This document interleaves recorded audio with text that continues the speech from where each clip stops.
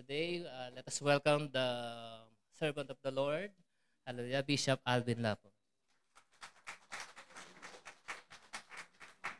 Thank you po. Sige po yung palakpak para kay Jesus. Hallelujah. Thank you, Lord. I'm so blessed and happy to be with you this morning. Nakaka-bless po. Makita kayo. The Lord bless you po. Mga mothers, happy Mother's Day po sa inyo. Si Adan po, talo natin si Adan. Wala siyang nanay, di ba? Lahat tayo may mga nanay. Yung lang tayo dinala sa tiyan nila ng 9 months. That would be enough to be grateful. Walang perfect mother. No? But we are blessed to have mothers. Kaya madalas pag-uwi sa bahay, ang hinahanap. Antay ma. Nakaitang de pantunan. Where's mom? Ano? Kasi po, ilaw sila ng tahanan. May dalang joy. Sa buhay po namin, especially me, malaki po yung impluwensya ng nanay ko sa buhay ko. I saw her. Pag siya lumuluhod, nagpe-pray. Matapang din po siya sa buhay. Ano? Siya po yung nag-invite sa akin. Tara, magsimba ka ta. Ano? So, may authority kasi yung mga nanay. Kaya huwag kayong magsawa sa inyong mga anak dalhin sa church. Magbubunga yan. Ako nga po binago ni Lord. No? May pagkasalbahi po ako noon. Salbahing mabait. No? Pero yun, sa awa ng Panginoon. Hallelujah. So, dumako na tayo sa Word of God. Buksan natin mga Bible sa John chapter 14, verses 15 hanggang verse 17. This is the words of Jesus. At ang nais niya sa atin ay yung mabuti para sa atin. Paakyat, kamatay sa krus, pag-akyat niya sa langit, lahat is about us. Grabing tayong mahal ni Lord. Pumapalpak tayo, nagkukulang, but still He is not discouraged to us. Kung minsan discourage ka na sa sarili mo, pero siya sabi niya, iiwan yung 99, hahanapin yung isa. Yung nawawalang isa. Kung bakit tayo nandito ngayon, natagpuan tayo ng Diyos. Hindi naman siya nawawala, tayo yung mga tupang nagkanya-kanya ng daan. At dito, malungkot ang senaryo dito. Jesus is revealing to His disciple His departure. He speaks about death. Ang alam nila, kingdom. No? Pero, ang nangyari because of the rejection of the Jewish people. Ang sabi ng Bible, He came to His own, and His own received Him not. They have rejected Jesus. No? That's why nagkaroon ng church. In the Old Testament, hindi alam yung church, ang alam kingdom. Kaya nang mangaral si Jesus is preaching about the kingdom. Kaya napasibay magtuturo niya sa kingdom, mahirap unawain ko minsan. Halimbawa, kung ang mata mo, ang maging dahilan ng pagkakasala mo, dukutin mo, di ba? Kaysa mapunta ka sa kaharian ng Diyos na kompletong mata. Basta na lang, di ba sa langit kompleto na? Now, he's speaking about literal kingdom. Meron talagang papasok in physical, no? Kompletong katawan in the kingdom. Even in the millennium, tayo po glorified na. Mara-rapture tayo, will be glorified. Pero may makaka-escape sa Great Tribulation. Yun ang binabanggit sa Matthew 24, ang manatiling tapat hanggang wakas, maliligtas. So they will enter the millennium, escaping the Great Tribulation. Kaya noon hindi ko maunawa yung kaya pala, yung putulin mong kamay mo, sabi niya, hindi pala pumasok sa kaharian ng langit, na naputulang kamay kaysa kompleto. So it's literal yun, no? Na talagang meron siyang i-establish sa ng kingdom. Kaya nasabi niya doon sa Luke chapter 9, 19 ba yun? Sabi niya, Jerusalem, Jerusalem, sabi niya, kung paano yung isang manok, nanay, inahing, gustong ipunin ng mga anak, pero ayaw nyo. Ngayon, sabi niya, yung kapayapaang dapat sa inyo ay matanggap, maranasan, na wala sa inyo. Because you did not recognize the visitation of your God. So yung kingdom, nagkaroon ng parenthesis. Kaya lumitaw yung church. Kaya ang sabi, the mystery which has been hidden from ages through generation, now it's been revealed to us. You Gentiles, Christ in you, the hope of glory. Kaya lumitaw yung church. Amen? Kaya ngayon, ibabaling pa rin ni God ang kingdom, ibabalik yun. Ibabaling pa rin niya ang kanyang pansin sa Jerusalem. Kaya lang, ang pag hindi paniniwala ngayon, temporary lang yan. Kaya thank God, dahil sa kanyang rejection, tayo po ay naligtas. Dumating ang gospel sa atin. Kaya sabi sa Romans 1:16, "For I am not ashamed of the gospel of the Lord Jesus Christ, for this is the power of God unto salvation to those who believe, first to the Jew, and then to the Gentile." Tayo po yon. Kaya, thank God. Ngayon po, we can experience the promises of God. Amen? The kingdom of God. Hallelujah. Purihin Panginoon. Kaya dito po sa ating babasahin, sabi ni Jesus Christ, if you love, kung iniibig ninyo ako, susundin nyo ang aking mga utos at dadalangin ako sa Ama upang ko'y bigyan niya ng isa pang patnubay na magiging kasama nyo magpakailanman. At ang sabi yan, sa may verse 17, siya ang banal na Espiritu. Siya ang Espiritu ng katotohanan na hindi matanggap ng sanlibutan sapagkat siya'y hindi nakikita ni nakikilala ng sanlibutan. Ngunit nakikilala ninyo siya sapagkat siya'y nasa inyo at siya'y suma sa inyo. Pagpalain po ng Diyos ang kanyang mga salita na ating pong binasa. Merong song yung Beatles. Ang sabi niya, I look at all the lonely people. Where do they all came from? All the lonely people. Naisip ko lang, no? Nung hindi pa ako Kristiyano, may mga panahon, boring ang buhay. May kasama ako, but I feel lonely. No? I feel lonely. I feel alone.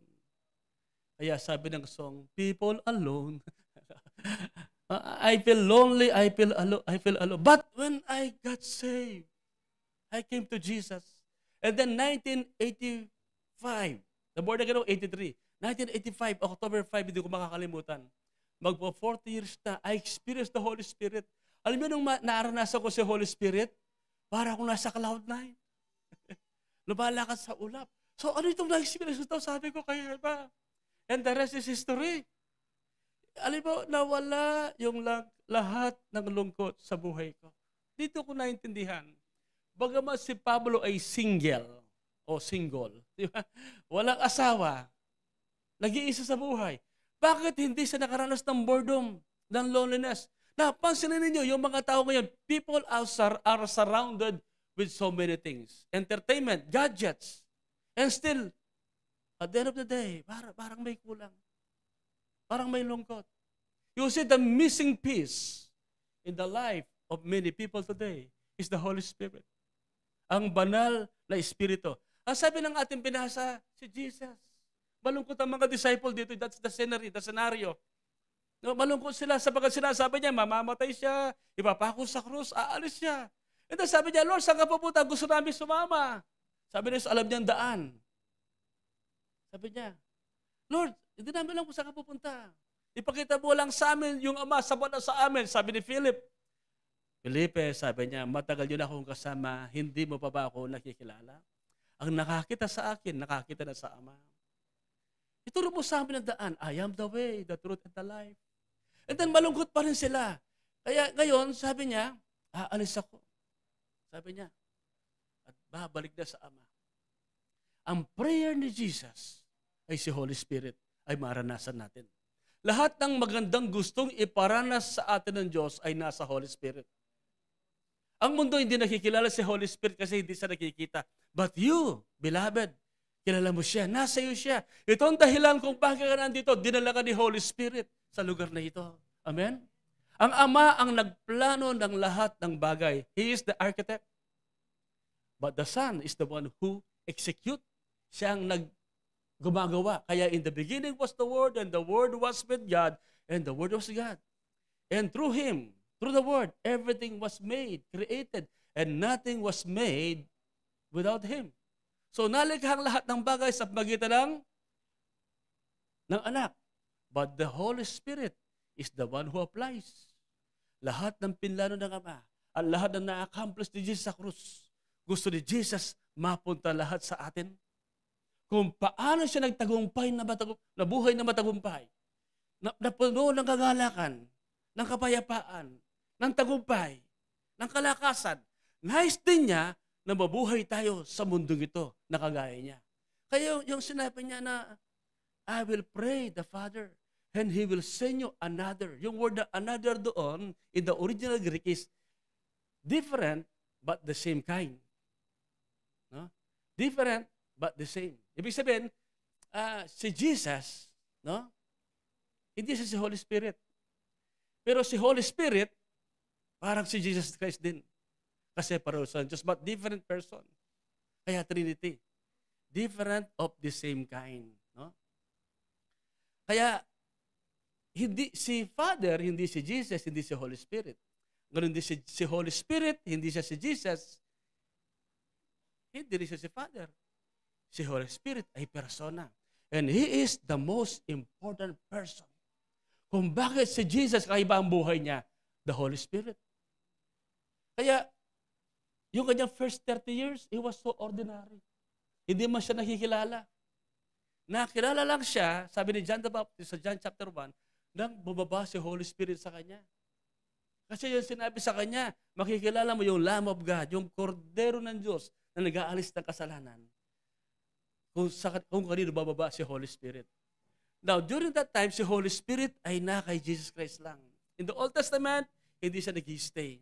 But today, sa buhay natin ngayon, pwede nating maranasan ang banal na Espiritu. Amen? Kaya nga po, yung word na ginamit dyan, yung patnubay, yung mga aliw, sa Greek ay paraclete, ibig sabihin, comforter, encourager, helper. In other words, si Holy Spirit, ang dala niya sa atin, encouragement, comfort, at tagatulong. Nakuha nyo, ibig sabihin niya sa buhay natin, walang lugar dapat ang lungkot. Sapagkat siya'y joy, siya'y love. The fruit of the Spirit is love, joy, peace. Doon nasolve ang mystery sa buhay ko. Kaya pala, sabi ko, lalo na pag bakasyon, no? Pag bakasyon na, summer, yung mga kabarkado ko nagsasummer, hindi ko lang kung saan ako pupunta. Lalo na pag wala kang pera. Ang lugot-lugot. Pero ngayon wala kang pera, di ba? Kahit wala yung barkada, hindi mo nahalata, bakit masaya ka? Kanina, after the service, may lumapit sa akin doon sa Magalang. Umiiyak lalaki, matangkad. Bishop, sabi niya, kasanti kong naramdaman na, yung worship natin, yung gawain kanina, si Holy Spirit, naranasan ko, sabi niya. Parang noon pa lang niya naranasan. So mga kapatid ko, merong gustong idala si Holy Spirit sa iyo na hindi kaya ibigay ng Hollywood, ng mundo, ng cellphone, ng wifi, ng lahat-lahat. Artificial lang yan. Superficial lang ang lahat ng bagay na yun. After that, wala na. Kaya kung sabi mga tao, ang yaman-yaman na. Ang dami-dami ng pera, hindi pa rin kontento. They want more, more, more. Walang satisfaction. Why? Only Jesus can give us true meaning, joy, satisfaction, and life. At paano mangyayari yan? Through the Holy Spirit. Amen? Mga kapatid, you are not designed to live alone. Sabi nga ng Bible, Genesis 2:18, it is not good for man to be alone. Ano ginawa niya? He created the woman, a helpmate. But still, man, the woman, that person is not enough. Why? Tao pa rin niya. Di ba? Ang tao ko minsan, iiwan ka. Nagkakamali yan. Nasasaktan ka. At nadidiscourage sa'yo. At gusto kong isuko. Ba si Holy Spirit, hindi ka niya isusuko. Ang totoong kailangan natin sa buhay, si Holy Spirit. Ang yung mga nag-asawa o nagkapamilya, akala ko, ito ang hinahanap ko, still they are empty. Because you are not built just to have relationship with people. You are built for God. Holy Spirit. Amen? The third person of the Godhead. You see, the Holy Spirit is the most important person on this world.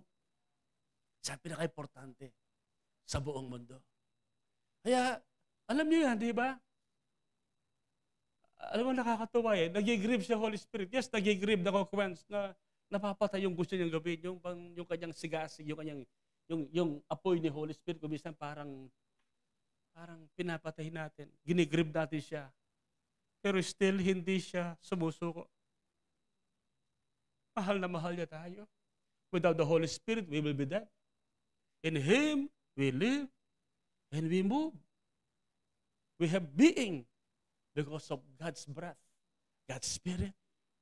Mga magulang ko, mga kapatid, ini-encourage ka ni Holy Spirit. Sumasayo ang banal na Espiritu. Amen. Now this time, I want you to open your heart to the Holy Spirit. I want you to welcome Him. Bago ko magpatuloy, can we just set our hearts, prepare our hearts for the Holy Spirit? May I request our musician, sing this song, Holy Spirit, you are welcome in this place. Amen? Yes. Let's welcome Him. Welcome, Holy Spirit. Fill me with your presence. Kalimutan natin sandali yung ating katabi. Kalimutan natin sandali yung ating katabi. Just focus on God. As sabi ni Jesus, if you love me, you will keep my commandments. And I will pray the Father. He will give you another comforter, a helper, an encourager, a counselor, the Holy Spirit. If you love Jesus, you can experience the Holy Spirit. If you have faith in Jesus. Do you love Jesus? Hallelujah. Jesus, I love you. Yes, Lord, my desire is to please you, to keep your commandment. And thank you for the Holy Spirit. Yes, Jesus. Hallelujah. Yes, Jesus. Oh, Jesus. Welcome, Holy Spirit. We are in your presence. Thank you, Lord. Fill us with your power. Oh, Jesus. Live inside of me. Welcome, Holy Spirit. Welcome, Holy Spirit.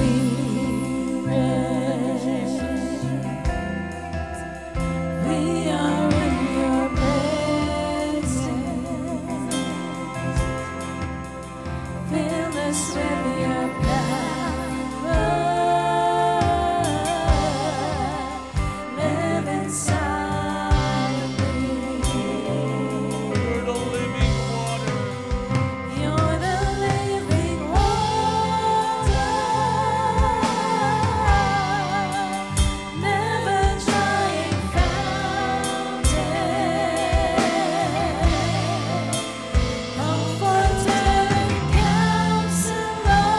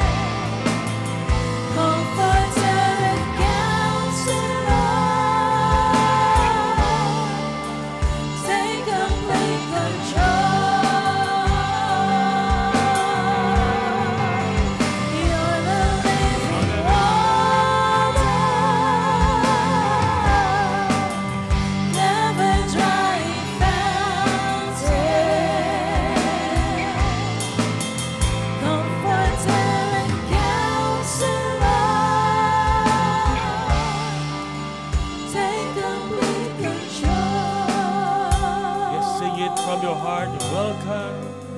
Welcome, Holy say it. Spirit. Welcome. We are in your presence. Fill us with your power. Live inside of me. Hallelujah. Welcome, Holy Yes. Spirit. We surrender unto you, dear Holy Spirit. Father, we thank you. We acknowledge your presence. Tinadalan ko yung mga anak. Fill us with your Makilala ka nila ng malalim. Maranasan ka. Makabayan ang bawat isa. Open the eyes of our hearts, Lord, that we may know and understand the things you have prepared for us. Open our spiritual senses so that we can know you more intimately, personally. Our senses, oh God. Maging sensitive kami. Matagal pong nagarapon ng Holy Spirit, hindi namin siya pinapansin. We have sinned against Him. We have neglected and we did not celebrate His presence. We have grieved Him, hurt Him. But today we come, oh God, we humble ourselves and we pray. Bigyan namin ng pahalaga ang aming relasyon sa Kanya. Gamitin niyo po ang mga ilang sandali ito para lalo namin siyang makilala. Sapagat kung paanong si Jesus ay nasa mundong ito, ginabayan siya, pinalakas siya, at pinangunahan ng banal na Espiritu. Nais mo rin sa amin, mabuhay kaming ginagabayan, pinapalakas, sinasamahan ng iyong banal na Espiritu. Father, I declare an open heavens sa bawat isa. At anumang sagabal, anumang espiritu na hindi galing sa iyo, anumang damdamin, anumang kaisipan na hindi galing sa iyo, winawasak namin. Nagpapasakop kami. We submit ourselves unto you. We apply the blood of Jesus. And let joy, let the presence of the Holy Spirit invade this place. Hallelujah. In Jesus' name. Oh, dear Holy Spirit, glorify Jesus in our midst. Salamat po ng marami. Thank you for the wisdom, the knowledge, the understanding, the revelation, the discernment na yung pinagkakalob ngayon.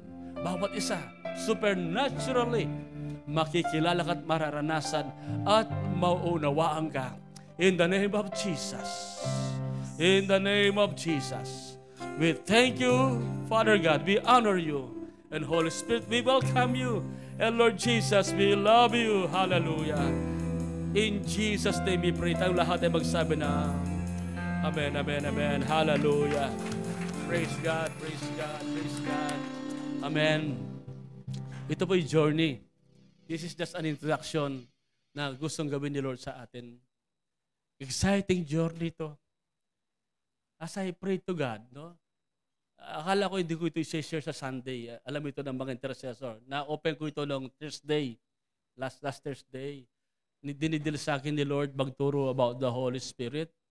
Hindi ko alam kung paano ko ituturo kasi we have limited time. Akala ko Thursday lang, meron tayong shepherd's class. O kaya magre-record na lang ako. No? Pero na-correct ako Lahat naman tayo nandito. Candidate. Pwedeng maranasan si Holy Spirit. Kasi anak kayo ng Diyos Pinag-prayin na yan ni Jesus. Amen? Pinag-pray na ng Panginoon na lahat ng nagmamahal sa Kanya, tatanggapin si Holy Spirit. Amen? Kaya kapatid, kaya ka nandito, si Holy Spirit ang dahilan. Now, nasa atin na siya, pero bakit inaawit pa natin yung welcome, Holy Spirit, o come, Holy Spirit? Kasi He wants to be acknowledged. Amen? Hindi ibig sabihin wala siya sa atin. Hindi ka kasi pwedeng maligtas o ma-born again kung wala si Holy Spirit. Ang Holy Spirit, yan ang kapangyarihan ng Diyos. But He is not just a force, He is a person. kagaya ng sabi ko sa inyo kanina, na may damdamin, may kaisipan, may kalooban. Kaya hindi niya ipipilit ang kanyang sarili. Hindi ipipilit.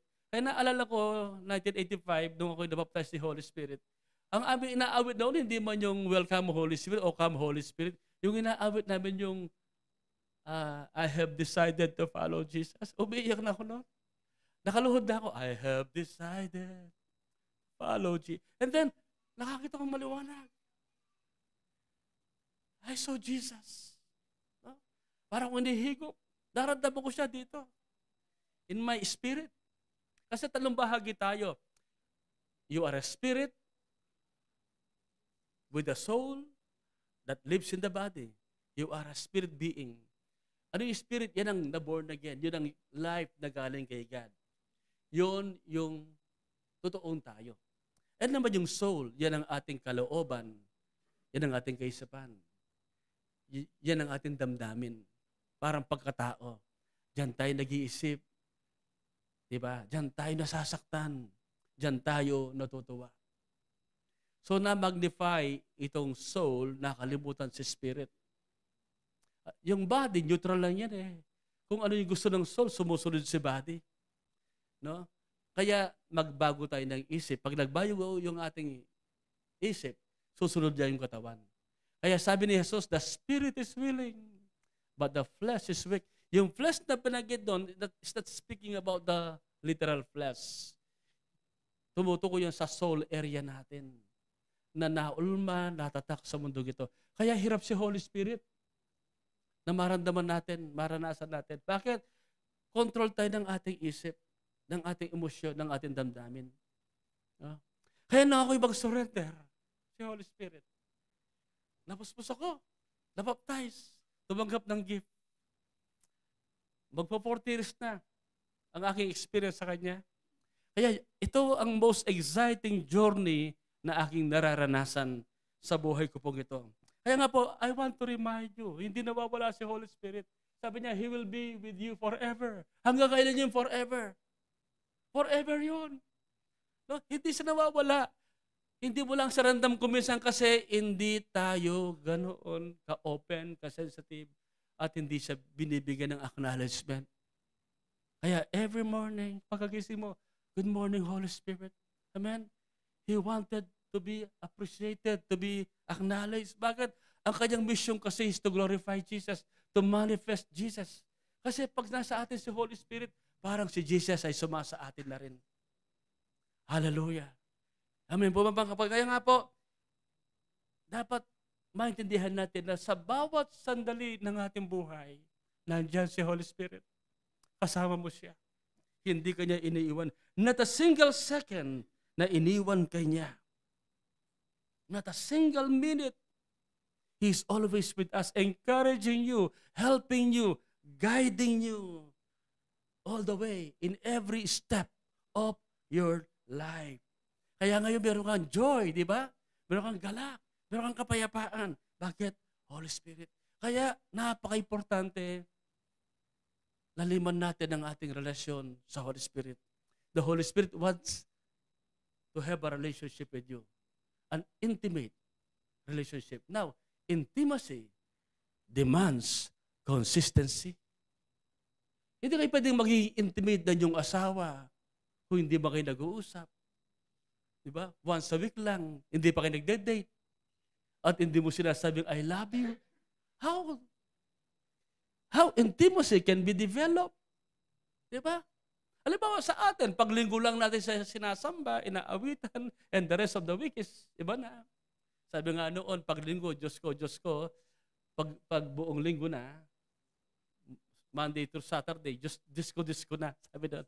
No, if you want to develop intimacy with the Holy Spirit, yung malalim na relasyon, yung marinig mo kanyang gabay, pangungusap, I am a living evidence of the reality of the Holy Spirit. You see, I was a dropout. Nag-aaral ako sa DABCAT, my favorite subject si English. Aba, ako'y nagtrabaho ko na, nakalawang yung utak ko. Na ako'y pumasok ng Bible school, and tanas examination, no? Hindi ko alam kung paano nakapasa. But Holy Spirit, give me wisdom. Sabi nga ng aming presidente noon, pag hindi ka nakapasa, certificate of attendance lang. Pag nakapasa ka, 2 diploma. Alam mo, kapatid, nakapasa tayo. Not by might, nor by power, but by my Spirit, says the Lord. Because I was a dropout. Amen? The Holy Spirit. Kaya, dapat, as a believer, as a Christian, priority mo ang iyong relasyon sa banal na Espiritu. Can I have an amen? Priority mo. Yan ang tatak ng ating kaligtasan. Kaya nga po, mahalaga ito. The Holy Spirit, the Lord Jesus, wants the best for you. Ayaw ng Panginoon na tayo magkamali. Kasi napakikli ng buhay para palaging trial and error. Ito ang maganda. Pag naranasan mo si Holy Spirit, no? Madalang ka lang magkamali. Kasi sabi ng John chapter 16 verse 13, this is a secret, sinashare ko sa inyo. Kung bakit umabot ako sa ganito, the Holy Spirit. Totoo ito. When the Holy Spirit, the Spirit of truth comes, He will guide you into all truth. Because life is not about trial and error. Ako, 60 na ako. I do not have the luxury to make mistake and regret it. After that, I need to be sure. Kaya minsan may mga panahon sa aking mga desisyon, I listen to the Holy Spirit. Kung minsan kinakausap ko ni pastor ng mga anak ko, wala akong narinig because I commune with the Holy Spirit. Minsan nakaganon ako, nag-isipan mga dad. I'm preparing a message. I listen to the Holy Spirit. Kaya kung hindi nyo kilala, kayo makalabi ako, kayo pala, parang nakatingin ako, hindi ako nakatingin. I listen to God. Naalala ko nung nag-aaral ng Bible School, 1986, una ko nakita si Pastora Carmela. Kasi ang prayer ko na, Lord, sabi ko, sa ganda kong lalaki ito, sabi ko, napakahirap. Yung pang magliligaw ako, pagkatapos hindi pala sure, no? So, mahirap palang maging pogi. Ano yung pogi? Presence of God inside. O kaya, pastor, obey God's instruction. So, I want to be sure, pang magliligaw ako, dapat nakarinig ako kay God. Dapat siya talaga. Nang bakit ako si Pastor Carmela, high school pa lang. 4th year ka, no? 3rd year. 4th year. Lord, anak niya, pahiniya ako. Ako gumraduate na sa Bible School. Dapat akong gumraduate. Sabi kay Pastor Phil, sabi ko, mahirap ito. May mga sister tayo nagpaparandam sa akin. Minsan may naguhulog ng panyo. Sabi ko, ganun ba? Sabi ko, kailangan manligaw na ako. Sino bang pinagpipray mo? Sabi sa akin ni Lord yun, si Pastora Carmela. Kailan parang bata pa. No? So, teacher na lang ako noon. After I graduate, naging teacher ako. Naghihintay muna ako, hindi nagmamadali. Kasi ito yung prayer ko eh. Lord, sabi ko, sino man po yung maswerteng babae na magiging asawa ko, i-preserve mo na siya.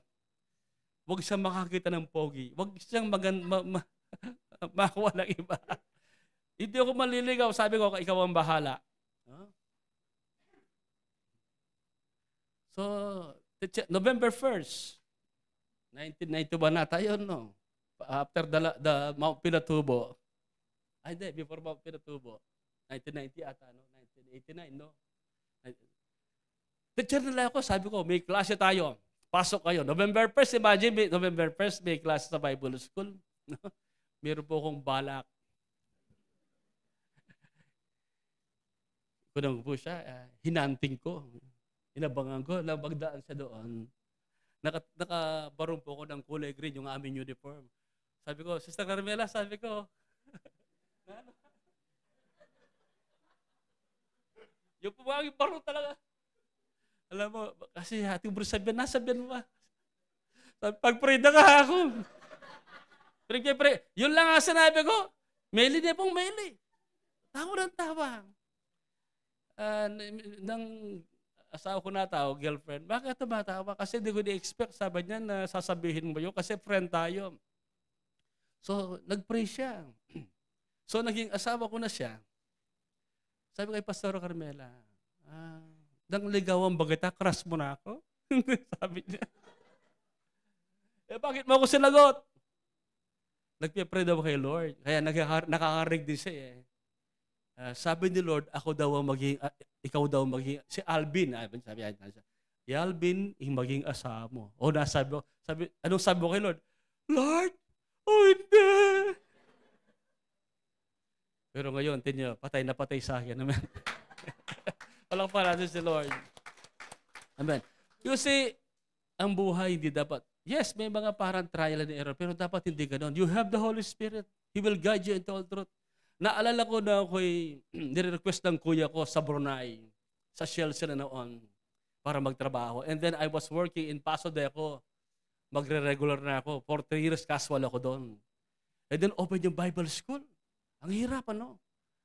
Hindi ko naman pipiliin ko. Meron na akong passport, na physical na ako. And then, sabi ng kasama ko, ang pangalan niya, Briggs.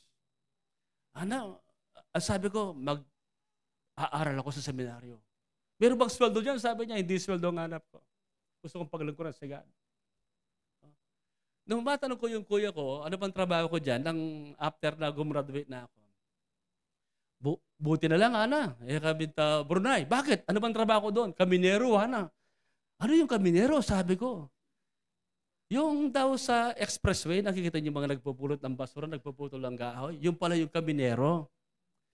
Naglilinis ng highway, nagpuputol ng damo at mga kahoy-kahoy.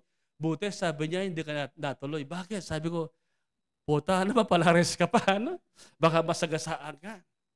So ngayon, hindi ko tinuloy yung Paso de ako. Nagsara na po yung Paso de ako, mega world na ngayon.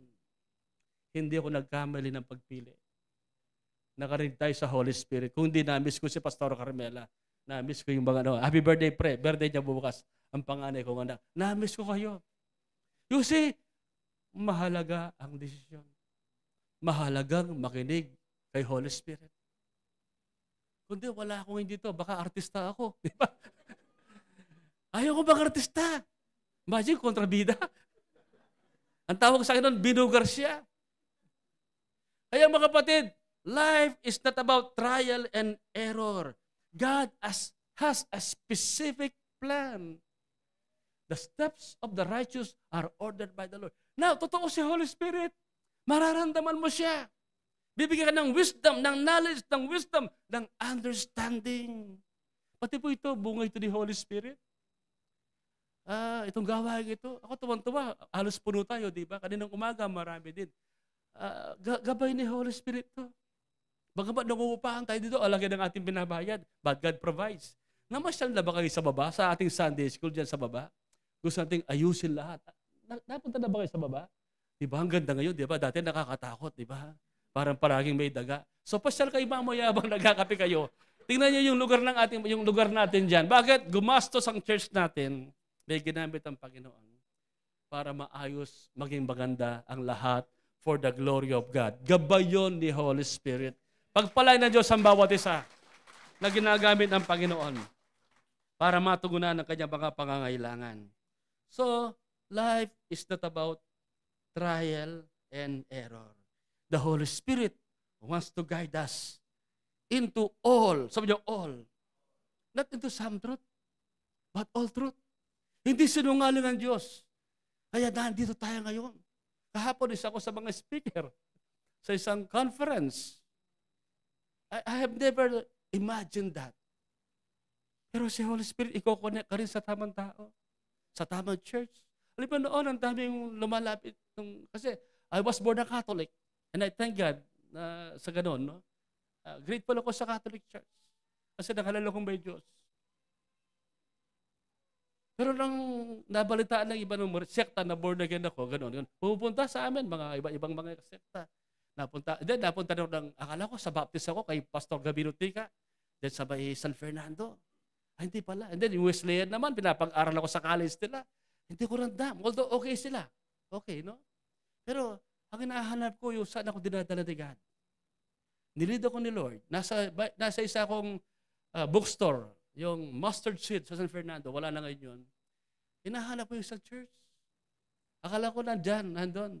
And then sabi ng isang brother, nasa Interbank po. Sa taas ng Interbank. That was 1986 August. Nang first time kong mapunta doon, yung Christ in You, El Shaddai pantawag noon, sabi, Lord, ito hinahanap ko. Ito yung gusto mo, dadalhin mo ako. No? Doon ako nakapunta. Doon din ako nakapag-aaral ng Bible School. Doon ko nakilala si Pastora. Doon ako nag-grow na isa family. Parang tayo dito. Pagpasok ko pa lang may sumalubog na. Pinaupo ko sa harap si Ate Arlene. Dito lang po ako. Sabi ko, ayaw ko munang ma-expose. Dito lang ako, sabi ko. Yun.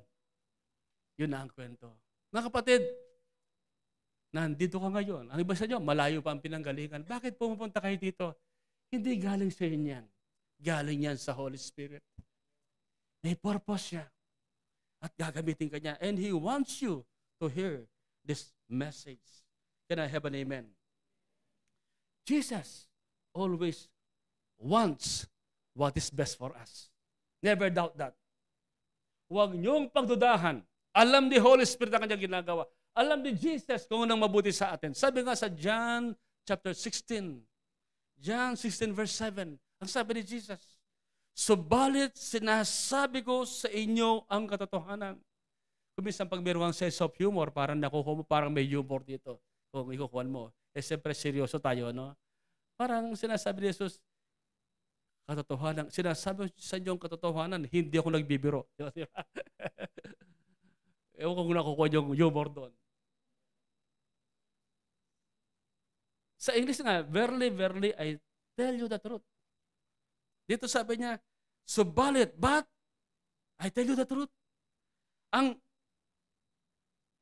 Sabi niya, ang pag-alis ko ay sa kabubuti ninyo. Nakakatouch yun. Kasi, ang senaryo dito, mamamatay si Jesus. Isasacrifice niya ang buhay niya. Pwede naman niyang wag gawin yun. Pwede naman siya magbababa ng langit. Magkatamang tao. At mag-sacrifice. And yet, lagi kanyang iniisip. May mga panahon, di mo siya ramdam, pero lagi kanyang ramdam. He always thinks about you. Lagi kanyang iniisip. At ang sabi niya rito, ang pag-alis ko sa kabubuti, hindi ito maintindihan ng mga lagad. Kasi para sa kanila, enough na si Jesus. Pero si Jesus may nakikitang hindi na nakikita. Gusto ni Jesus kung ano kanyang naranasan, ay yung magandang naranasan niya, maranasan natin. Sabi niya, sapagkat hindi paparito sa inyo ang patnubay kung hindi ako aalis. In other words, He must die. He must be killed. He must be buried. And then rose again. And then He must ascend to heaven. Offer His blood. And then yung ebidensya na siya nabuhay na gumugaloy at naging katanggap-tanggap ang kanyang sacrifice, the Holy Spirit. So ang kapalit niya ay si Holy Spirit. Noon kasi sa Old Testament, si Holy Spirit, limited lang at umaalis din sa tao. Umalis siya kay Samson. Umalis kay Saul. But now, dahil complete sacrifice, napatawad tayo, narinis tayo, naging anak tayo ng Diyos, si Holy Spirit ngayon ay pwedeng dumapo na sa atin, manahan sa atin kung paano nanahan kay Jesus. Nung si Jesus nasa lupa, limited lang kay Jesus Christ lang. Ngayon, the same Spirit, the same Holy Spirit na na kay Jesus is the same Holy Spirit na sa atin ngayon. Amen! Di ba maganda yon? Same power, same anointing. At yan ang nais niya sa atin na ating maranasan. Alas 12:07 na. Tatapusin ko na. Itutuloy ko ang message natin ito sa darating na linggo. The Holy Spirit wants to guide you. Jesus wants the best for you. Ang kailangan lang i-acknowledge siya. Magkaroon ng relationship sa Holy Spirit. He is God. The third person of the Godhead of the Trinity. Ang sabi ng Bible, tayo ang kanyang templo. Tayo ang kanyang tahanan. Maaaring masabi, Bishop, hindi ko siya nararamdaman. Hindi ko siya nararanasan. Check our hearts. There is no problem with God. Madalas ang problema, wala kay God na sa atin. Baka may unbelief. Baka iba yung ating desire. Si Holy Spirit kasi hindi niya ipipilit ang kanyang sarili. He's gentle like a dove. Ang nais niya naisin natin siya. Marunong tayong mag-surrender ng buhay sa Kanya. You are anointed, kapatid. Hindi mo lang nare-realize yan. Hindi ka binibitawan ni Holy Spirit. Hindi siya discourage sa iyo. Forever, kasama natin siya. Amen. Tayo po'y manalangin. Hallelujah. As we pray, open your heart. This is just the beginning. The best is yet to come. Hallelujah. The Holy Spirit is ready. Are you ready? Is your heart ready? Handa ba ang puso mo? Hallelujah. Ang susi ay humility. Kapakumbabaan. Today, as you humble yourself, the Holy Spirit will be upon you. Nakatingin si Lord sa puso, kagaya po ng sabi niya kay Samuel, when God commanded Samuel to anoint the next king of Israel. Nakita niya si Eliab, akala yun na. Sabi ni God, hindi siya ang pinili ko. Ang tao tumitingin sa panlabas. Ako tumitingin sa puso. Kapatid, God is after your heart. The Holy Spirit is gentle. He wants to be welcomed. He wants to be received with love and faith and humility. Hallelujah. Oh, dear God, we humble ourselves. Help us. Lead us. We surrender unto you. May our hearts be changed. May our hearts be transformed. Ready for the Holy Spirit. Hallelujah. Yes, can we all stand please as we sing this song? Chase my heart, oh God. Make it ever true.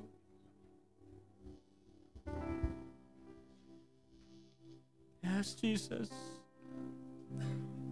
Change my heart, oh God. Yes.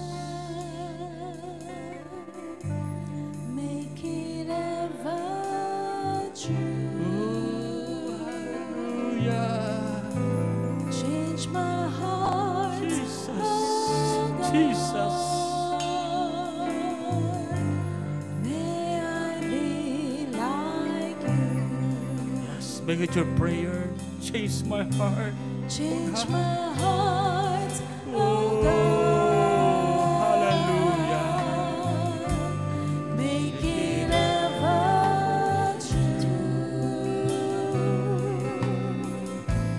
Change my heart, oh God. May I be like you. Yes. You are the pattern. You are the mountain. I am the way. Mold me and make me. This is what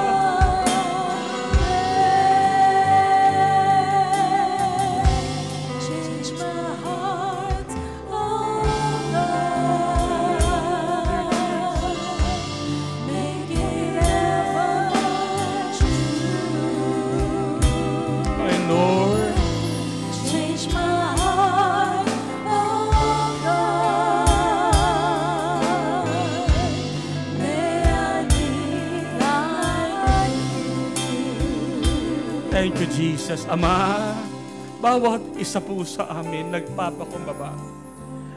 Salamat, hindi mo kami iniiwan. Nilinis mo kami, pinatawad, ginawa mo ng iyong mga anak. Hindi mo rin kami iniwang kawawa, walang magawa at walang magagawa. Mahina. Bagkos binigay mo ang iyong espiritu, sinugo mo ang iyong banal na espiritu upang mabuhay kamit mamuhay na may kalakasan, na may katagumpayan, na may kapangyarihan, na may kalakasan na galing sa iyong banal na espiritu. Dear Holy Spirit, forgive us. Hindi ka namin napapansin at pinapansin madalas. Nakafocus kami sa aming nararamdaman, sa aming mga iniisip lamang at nakikita. Tulungan niyo po kami, bigyan ka namin ng pansin, ng pahalaga, ng importansya sa buhay namin.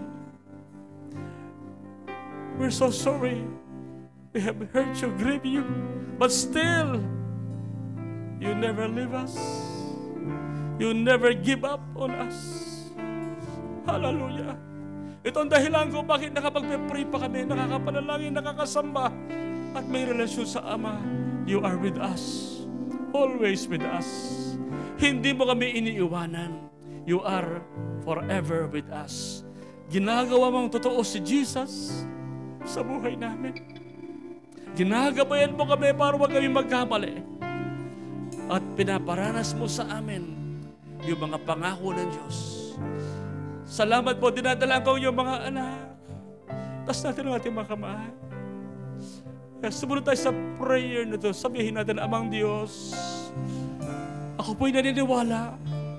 Ako'y sumasampalataya. Si Jesus ay namatay nang dahil sa aking mga kasalanan.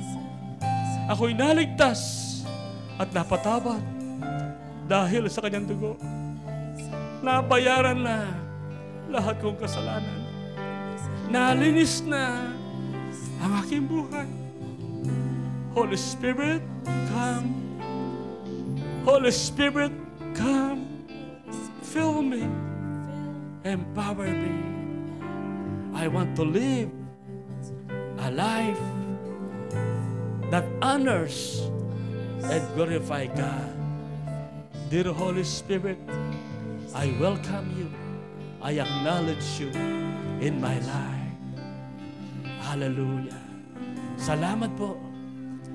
At sa oras po ito, Ama, ako na lang po magpipray. Anumang gawa ng kaaway, anumang kabigatan, anumang confusion, anumang espiritu na hindi galing sa iyo, pinapalayas ko. Tinatakbil ko sa buhay ng iyong mga anak. In the name of Jesus, Diablo, wala kang lugar. Lumayas ka. Anumang masamang espiritu sa tahanan, sa buhay, sa pag-iisip ng iyong mga anak, pinapalayas ko in the name of Jesus. And I pray, Lord, the power and the anointing, the presence of the Holy Spirit will conquer, will prevail over our lives, over our situation. Salamat po sa oras po ito. Sa mga may karamdaman, I speak healing. Sa mga malungkot, sa mga may mga regrets, panghihinayang, God, I pray, a new beginning, a new life, a new spirit, a new joy, hope, ang kalang maranasan. Hallelujah. Salamat po ng marami. We thank you, Jesus. Yes, now receive the blessing of God. The Lord our God bless you. The Lord our God will keep you. He will make His face to shine upon you. God will be gracious unto you. His goodness and His mercy shall follow you all the days of your lives.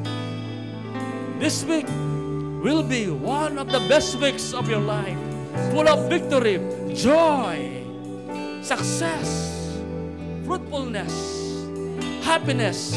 Lahat ng mabuting bagay maranasan nyo sa linggong ito. Tanggapin nyo kanyang bendisyon, pagpapala sa mga pangyarihang pangalan po ng Diyos Ama, ng Anak, at ng Banal na Espiritu, at lahat ay magsabi na Amen, Amen, Amen. Hallelujah. Thank you, Jesus. Yes, let's give God all the glory.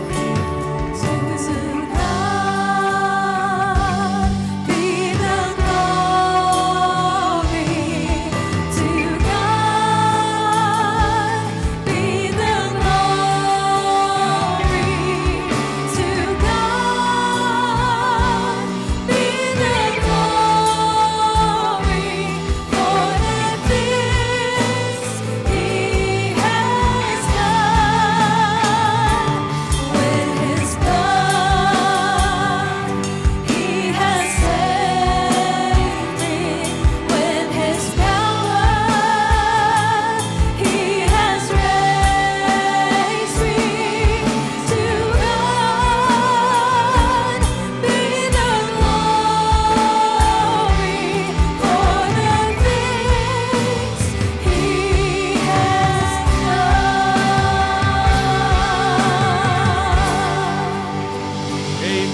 Love you po. Shalom. Enjoy the Mother's Day.